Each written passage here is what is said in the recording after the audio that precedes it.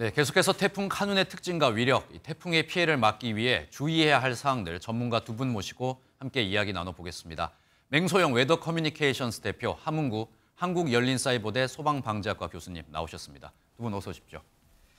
우선 대표님, 우선 지금 현재 태풍 상황 다시 한 번만 좀 짚어주시죠. 네, 6시 현재 태풍 카눈은 통영 남쪽 약 100km 부근 해상까지 북상을 했습니다. 지금 속도는 어제 예상하기로는 좀 느린 속도로, 시속 한 20km가 안 되는 속도로 내륙을 관통할 것으로 보고 있는데요. 지금 최근 기상청에서 7시에 발표한 태풍 특보 상황 최신 정보를 좀 살펴보면 9시에 통영 부근에 상륙을 하게 됩니다. 통영 부근에 상륙을 하게 될 때 중심 기압이 33m, 초속 33m보다 한 1m 정도 낮은 중급 단계, 거의 그래도 강한 정도급의 중급 형태로 세력은 좀 약화되기는 합니다만 이동 속도가 좀 빨라집니다. 시속 34km의 이동 속도로 빠르게 충청도 지역을 진입을 할 거고요. 그리고 오후 그러니까 정오죠. 낮 12시 정도가 됐을 때는 충청 남부지방까지 북상을 해서 오후가 되면은 충청도권에 머무르고 늦은 오후, 그러니까 퇴근길 무렵쯤부터는 이제는 그 중심이 경기도 지역까지 이제 들어올 수 있습니다. 그리고 자정과 늦은 오후 사이에는 이 경기도 지역을 수도권 지역을 관통해서 북한 지역으로 빠져나갈 것으로 보입니다. 네, 지금 카눈의 예상 경로를 보면은요, 한반도 정중앙을 수직 이 직선 방향으로 가로지르고 있습니다. 전국이 이 피해 대비를 이제 해야 되는 상황인 거잖아요. 네, 그렇습니다. 지금 말씀 주신 것처럼 이제 남쪽에서 북쪽으로 우리 국토의 이제 정중앙을 태풍의 중심이 이동을 하고 있습니다. 특히 이제 태풍의 반경이 강풍 반경이 350km에 이르기 때문에 전반적으로 우리나라의 전 국토가 다 태풍의 영향권 아래 들었다라고 해도 과언이 아닙니다. 그러면요, 대표님, 내륙 상륙 이후에 지역 마찰로 인해서 태풍의 경로가 바뀔 가능성도 있을까요? 지역 마찰로 인해서 태풍의 경로가 바뀔 정도로 이 태풍이 쉽게 이렇게 이동을 하는 그런 정도의 이제 기상현상은 아니기 때문에 이 내륙의 마찰로 인해서 태풍의 진로가 변경이 되지는 않고요. 보통은 내륙에 진입을 하게 되면은 지형을 만난다든지 건물을 만나게 되면서 태풍의 견고한 하층부터 상층까지 견고하게 만들어진 태풍의 구조가 깨지게 되는데 지금 통영에 상륙하고 난 다음에 강한 강도에서 좀 거의 강한 강도 중급이기는 하지만 중형 강도로 낮아지기는 하지만 충청도 지역까지 접근을 할 때까지 내륙에 상륙을 했는데도 불구하고 지면 마찰이 진행이 되는데도 불구하고 중심 기압과 최대 풍속이 그대로 유지한 채 좀 올라간다라는, 그러니까 강도를 쉽게 떨어뜨리지 않는다는 그런 특징을 좀 가지고 있고요. 그리고 이번 태풍 같은 경우에는 이제 이번 태풍뿐만이 아니라 태풍의 특징 자체가 태풍은 전면에서 굉장히 폭넓은 지역까지 강한 비구름대를 만들게 됩니다. 그래서 태풍의 중심이 지나고 난 뒤의 지역들은 비는 금방 그치게 됩니다. 그래서 지금 내려져 있는 태풍특보 같은 경우에도 태풍특보라고 하는 거는 호우, 강풍, 풍랑 모두가 특보급 이상이 됐을 때 내려지기 때문에 아마도 지금 내려져 있는 태풍특보는 빠르게 풍랑특보라든지 호우특보로 변경이 될 겁니다. 그런데 이 바람의 강도 같은 경우에는 태풍의 중심이 지나고 난 다음에도 계속해서 유지가 될 가능성이 있기 때문에 태풍의 중심이 지나간 지역 같은 경우에는 계속해서 바람에 대한 대비는 하셔야 되는 상황입니다. 네, 교수님, 일단 지금 태풍이 한반도를 정가운데로 이렇게 올라오지 않습니까? 그럼 이러면 이 왼쪽 방향, 태풍의 왼쪽, 태풍의 오른쪽 이렇게 대비하는 좀 대비 준비라고 해야 될까요? 준비가 좀 다를 것 같은데 나눠서 한번 설명을 좀 부탁드리겠습니다. 네, 우선 그 태풍의 오른쪽, 그 소위 말하는 위험 반원에 있는 지역, 대표적으로 이제 부산이라든가 경남 지방이라든가, 그리고 이제 오후 쪽 가면 이제 영동 지방도 오른쪽 위험 반원에 해당이 되기 때문에 이런 지역 같은 경우에 특히 이제 태백산맥이라든가 이런 대형 산맥들이 있기 때문에 굉장히 강풍이 가중될 그런 위험성이 굉장히 크고요. 또 강수량도 이 태백산맥 사면을 따라서 지역에 따라서는 편차가 굉장히 큰 집중호우가 내릴 가능성이 굉장히 높습니다. 그래서 이 위험 반원의 오른쪽에 계신 분들은 강풍과 호우에 각별한 주의를 기울이셔야 되고요. 그리고 이제 가항 반원이라고 하는 상대적으로 좀 바람이라든가 강수량이 약한 지역도 여러 가지 지금 일본 사례도 그렇고요. 편차들이 많이 나타나기 때문에 이 가항 반원 여기에 해당되는 지역들도 각별한 좀 주의가 필요한 시점입니다. 그렇군요. 그 강도를 살펴보면은요. 중심 풍속이 초속 30m가 넘는 이 강급입니다, 대표님. 초속 30m가 이제 어느 정도의 풍속이고 또 어느 정도의 강도인지 사실 잘 감이 잡히지 않거든요. 좀 설명 좀 해주신다면요. 보통 중심에서의 최대 풍속이 17m 이상이 됐을 때 세계 기상기구에서는 전 세계의 태풍의 규정을 하는 범주값이 중심에서의 최대 풍속이 33m 이상이 됐을 때 우리나라와 일본을 제외한 국가들은 태풍이라고 규정을 합니다. 네. 그런데 연안에 위치해 있는 이제 뭐 섬이라든지 연안에 위치해 있는 우리나라, 일본 같은 경우에는 그 정도 강도라고 하면 너무나도 위력하기 때문에 초속 17m 이상부터를 태풍으로 규정을 하는데요. 일단 초속 10m 정도의 바람은 들고 있는 우산, 그러니까 우산을 쓰고 걸었을 때는 거의 온전하게 우산을 쓰고 가지 못할 정도로의 강도가라고 보시면 될 것 같고요. 초속 15m의 반경, 보통 태풍의 이제 크기를 결정짓는 초속 15m는 허술한 간판이 날아갈 수 있습니다. 그리고 초속 20m는 몸을 굽히지 않으면 걷기가 힘들 정도의 강도라고 보시면 되겠고요. 초속 25m. 지붕 기와가 날아갈 수 있고요. 초속 30m는 목조 가옥 같은 경우에는 좀 허술하게 지어졌기 때문에 충분히 무너질 수 있는 정도의 강도라고 보시면 되겠습니다. 그리고 초속 35m, 지금의 중심에서 네네. 부는 35m 정도면은 달리는 열차가 넘어질 수 있는 정도의 강도라고 보시면 되겠습니다. 네, 대표님 말씀이 있었는데 교수님, 그럼 이렇게 강풍이 많이 불 때 꼭 가지 말아야 하는 곳, 뭐 주의할 점도 한번 짚어주시죠.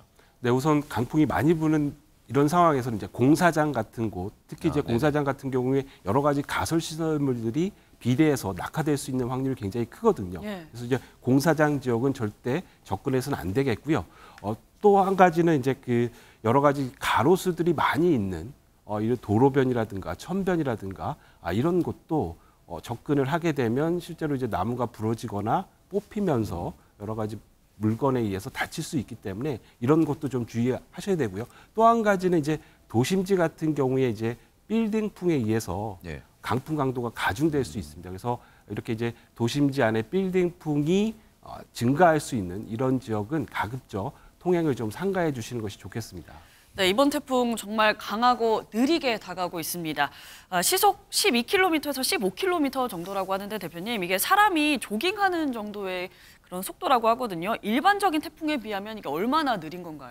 보통 이제 태풍이 발생을 해서 중위도가 진입되기 전에 저위도에서는 한 시속 20km 정도 최고 속력을 내봐도 이동 속도가 한 시속 20km 정도가 되는데요. 이 중위도권에 이제 진입을 하게 되면은 방향을 틀면서 편서풍의 영향과 함께 상층에서 부는 강한 기류, 제트 기류가 끌어주는 효과까지 더해지기 때문에 한 30에서 40km, 시속 3, 40km 정도의 속도가 내고요. 그리고 상층의 기류가 아주 강하게 빨아들일 경우에는 과거에 시속 80km까지 속도가 나는 태풍도 있었습니다. 그러니까 그런 지금 이제 이런 이동 속도를 내지 못한다라고 하는 거는 이 태풍을 좀 북사하게 만들어주는 상층에 끌어주는 힘이 없다라고 보시면 되겠습니다. 네, 그리고 대표님 이번 같은 경우에는 이 일본의 사례를 보면은 지금 일본 사례를 비춰서 저희가 조금 예상을 해볼 수 있을 것 같은데 일본의 사례를 비춰봤을 때 저희가 가장 주의해야 될 점 어떤 걸 좀 꼽을 수 있을까요? 네, 그 일본 같은 경우에 이제 지난번 그 규슈 서쪽을 지났을 때 네. 해당 지역 같은 경우에 이제 굉장히 많은 경우에 따라서 한 400mm 가까운 이런 호우 상황도 있었고요. 네네. 그리고 이제 풍속도 35에서 40 정도의 초속 그 정도의 강풍이 불었거든요. 그래서 일본 같은 경우에 이제 JR 규슈 신칸센이 운행이 중단되기도 했고요. 약 21만 가구가 또 정전이 돼서 피해를 입은 그런 사례가 있습니다. 네. 그리고 이번 태풍 카눈 시간당 40에서 60mm, 또 강원 영동 지역은 특히 60에서 100mm 이상의 이 물폭탄이 한꺼번에 쏟아 부어질 수 있다. 그런 이야기도 나오고 있는데 폭우 대비는 어떻게 하는 게 좋을까요? 네, 우선 뭐 비라는 것이 이제 결국은 높은 데서 얕은 데로 저지대로 모일 수밖에 없는 구조거든요. 네. 그렇기 때문에 이제 뭐 계곡이라든가 이런 하천변, 특히 이제 영동 지방 같은 경우에 강폭이 굉장히 좁은 이런 지형들이 많기 때문에 유역 면적이 굉장히 넓은 상황에서는 계곡이라든가 천변에 급격하게 수위 상승이 우려가 됩니다. 그래서 그런 곳에 계신 분들은 빨리 좀 선제적으로 대피를 해주시는 것이 중요하겠고요. 아울러서 이제 말씀드린 대로 이 강원도 영동 지방 같은 경우 산지 지형이기 때문에 산사태라든가 토속류 붕괴 이런 부분들도 좀 굉장히 위험성이 높기 때문에 인근에 계신 분들도 적극적으로 대피를 해주시는 것이 좋겠습니다. 네, 대표님 지금 일단은 태풍의 경로를 보면은 저희가 뭐 예단은 할 수 없겠지만은 변경사항을 지금까지 나온 상황으로 봤을 때 대표님께서 보시기에 가장 위험했을 때와 이제 태풍이 조금 우리가 안심할 수 있을 때 이렇게 두 군데로 좀 구분을 해볼 수 있을까요? 일단은 지금 그 모든 곳들이 위험합니다. 네. 그러니까 보통 지금 이제 언론에서 이제 태풍이 중심이 어디에 위치해 있느냐에 따라 중점적으로 이제 알려주고 있지만 네. 태풍 같은 경우에는 중심이 어디에 위치해 있느냐가 가장 위험한 시점은 아니고요. 네네. 보통 중심에서부터 40에서 한 100km 정도 구간 안이 강한 바람이 불고요. 앞서 말씀드린 것처럼 태풍 중심이 오기 이미 하루에서 이틀 전부터 많은 곳에서 많은 양의 비가 이미 쏟아붓는 그런 특징을 가지고 있습니다. 그래서 전 지역이 지금 태풍의 가장 위험한 상황이라고 보시면 될 것 같고요. 앞서 또 말씀드리기는 했지만 태풍의 중심에서 이제 제주도하고 경남과 전남 지역 같은 경우에는 오전 중에 서서히 벗어날 겁니다. 네. 그럼 이들 지역에는 하늘이 맑게 개는 그런 상황들이 발생을 할 텐데요. 하지만 이 태풍이라고 하는 거는 안정적인 기압 상황에서 정말 폭탄과 같이 무언가 하나가 떡 떨어졌기 때문에 그 주변의 기압 배치들을 흔들고 가는 상황입니다. 그래서 북쪽으로까지 태풍이 지나간다 하더라도 기존의 안정된 기압 배치를 유지할 때까지는 상당히 시간이 걸리거든요. 그 말은 즉 바람은 쉽게 멎어지지 않기 때문에 비에 대한 대비는 좀 일찍 끝난다 하더라도 네. 바람에 대한 피해 같은 경우에는 계속해서 뭐 이렇게 늦게까지 경기 북부 지역 같은 경우에는 한 그래도 토요일 새벽까지는 계속해서 좀 주의를 기울이셔야 되겠습니다. 알겠습니다. 이 카눈의 뒤를 이어서 지금 일본 남쪽 해상에서는 7호 태풍 라니도 발생을 했잖아요. 혹시 한반도에도 영향을 줄 가능성이 있다고 보시나요? 보통 이제 그 태풍의 예상 경로를 보면은 위험 그 확률 반경이라고 해서 중심이 적어도 틀을 수 있을 만한 확률 반경들이 있는데 지금 확률 반경이 굉장히 큰 폭을 차지하고 있고요. 그리고 지금 이번 카눈 태풍 같은 경우에도 사실 7월 말에 발생을 했을 때 8월 초에 중국 내륙에 상륙해서 우리나라에는 전혀 영향을 주지 않을 거다라고 아마 많은 전문가들이 그래도 최소한 80% 이상은 확신을 했었습니다. 그런데 이번 태풍 같은 경우에도 180도로 진로를 틀었고요. 그리고 일본 남쪽에서도 일본 남쪽 해상을 동진할 것으로 보였는데도 또다시 90도로 방향을 들어서 우리나라를 이렇게 관통하는 형태, 이례적인 형태를 보였거든요. 그렇기 때문에 지금 우리가 이런 이례적이고 정말 변동성이 가는 이런 태풍을 마주한 상황에서 라니 태풍의 이동 경로도 지금 예측이 불가능하기 때문에 늘 변동성은 태풍 같은 경우에 열어두셔야 될 것 같습니다. 알겠습니다. 그리고 교수님, 이 최근에 집중호우 때 저희 산사태 많이 일어나지 않았습니까? 이번 태풍에서도 좀 걱정이 되는 부분인데 산사태가 좀 예상이 되는 지역에서는 어떻게 좀 대비를 해야 할까요? 네, 우선 실제로 경사도가 30도 이상이 되는 이런 이제 산지 지형과 접하고 있는 이런 곳에 계신 분들은 산사태가 일어날 가능성이 굉장히 높습니다. 그래서 네. 과거에 이제 집중호우에 따른 토양의 함수율도 굉장히 높은 상태가 유지되고 있고요. 네네. 이렇게 이제 집중적인 호우에 의해서 이런 경사도가 급한 지역 같은 특히 이제 뭐 절개지라든가 네. 그리고 이제 산 중턱에 가설된 이제 도로, 사면 이런 곳에 계신 분들은 빨리 좀 대피를 해주시는 것이 좋겠고요. 그리고 산사태가 과거에 이제 발생했던 지역들도 네. 사실 이제 토양이 그대로 노출이 돼 있고 네네. 대부분이 또 이제 계곡부에 위치하고 있기 때문에 다시 한번 해당 지역의 위험성이 증가할 수 있는 그런 위험성이 있습니다. 네. 그리고 작년 흰남노가 북상했을 당시에 포항의 지하주차장에서 안타까운 인명피해가 발생하기도 했었습니다. 이번 카눈 역시 지하시설 침수 위험 못지않게 또 조심해야 될 것 같은데요. 어떻게 대비하는 게 좋을까요? 네, 우선 특히 이제 뭐 오성 참사도 마찬가지고요. 그리고 이제 과거 흰남도 때 포항 지하주차장도 마찬가지고 네. 인근에 이제 하천이 범람을 해서 하천 범람물이 이제 일거에 밀어닥칠 수 있거든요. 그래서 네. 그러한 위험지대라든가 특히 이제 저지대 우리가 이제 대부분 공간적인 저지대에 대한 위험성들은 평가가 돼 있습니다. 그래서 상습 침수 구역에 계신 분들은 어떤 침수 상황이 조기에 좀 발견이 되면 네. 지체 없이 빨리 좀 대피를 하시는 것이 중요하겠고요. 무엇보다도 이제 지하 공간에 침수 우려가 조금이라도 있는 상황이라든가 특히 이제 차량 운행에 대한 부분들도 타이어 바퀴에 과거에는 한 3분의 2를 많이 얘기하는데요. 저는 한 2분의 1 정도 수준만 돼도 네. 빨리 이제 차량에서 벗어나서 안전한 곳으로 가시는 것이 좋겠습니다.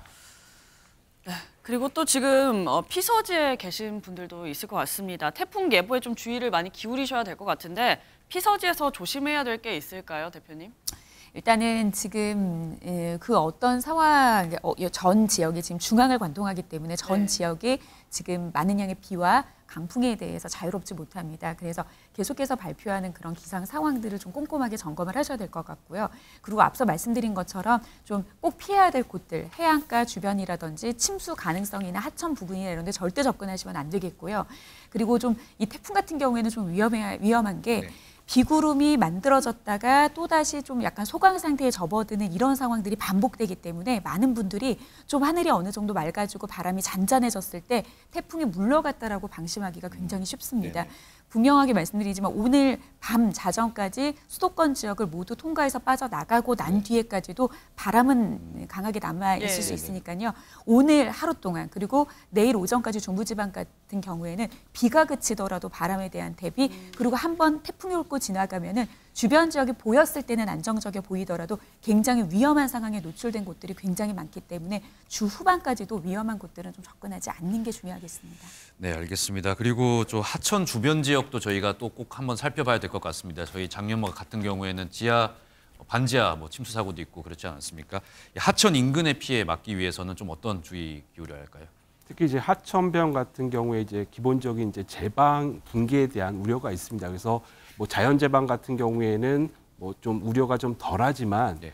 지난번 이제 오송 참사와 같은 이제 임시 제방이라든가 여러 가지 가설 시설이 있는 이런 천변 같은 경우에 불어난 물에 의해서 또 원료가 발생을 할 수 있거든요. 그래서 이 원료 상황이 조금이라도 있는 상황이라고 한다면 인접 저지대 주민들 빨리 대피 소개 명령을 내려야 되는 부분이 있고요.